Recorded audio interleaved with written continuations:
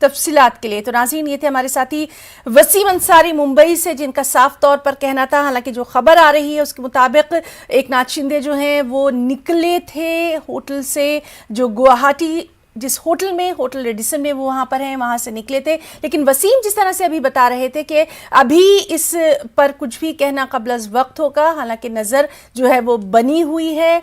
आज शाम तक पिक्चर जो है, तस्वीर वो बहुत कुछ साफ हो जाएगी। और आपको बताएं कि एनसीपी चीफ शरद पवार से मीटिंग के बाद शिवसेना लीडर संजय राउत का बयान सामने आया। संजय राउत ने एक मरतबा फिर बाकी अरकान असेंबली को वार्निंग दी। संजय राउत ने अपने खास लहजे में कहा कि अब फैसला असेंबली में होगा, हम हार नहीं मानेंगे। उन्होंने ये भी कहा कि असेंबली से लेकर सड़क तक शिवसेना अपनी लड़ाई जारी रखेगी। राउत ने कहा कि उद्धव ठाकरे ही वज़ीर आला होंगे। गृह मंत्री जी राष्ट्रवादी के प्रमुख नेता है, अनुभवी नेता है। गृह मंत्री जी कभी विधानसभा के स्पीकर भी रहे हैं। वो कानून नियम अच्छे तरीके से जानते हैं, हमसे भी अच्छे तरीके से जानते हैं।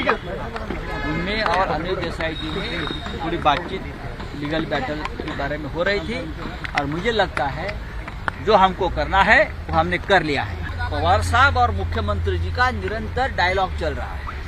हम सब एक दूसरे के संपर्क में हैं, चाहे कांग्रेस के नेता हो, एनसीपी के बड़े नेता हो, शिवसेना के नेता हो, हम सब एक साथ सारे रास्ते। आप फ्लोर ऑफ द हाउस पर। मुंबई पुलिस ने शिवसेना भवन